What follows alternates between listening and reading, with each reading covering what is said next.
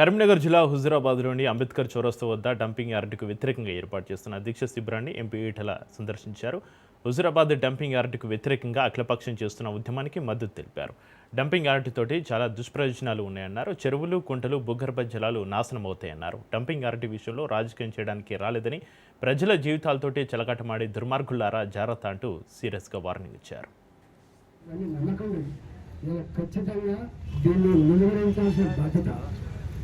ప్రభుత్వం మీద ఉంటుంది.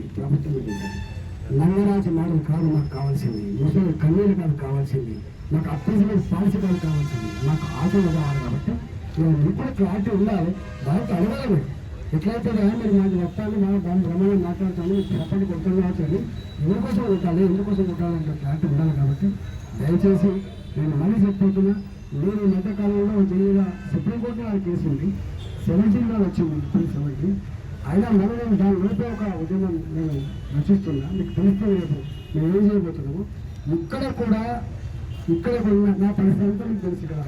ఉదయాబాదు నా పరిస్థితుల్లో అన్నీ తెలిసింది.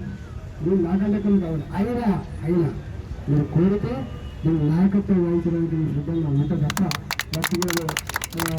అంటే ఇవన్నీ నమ్మకం.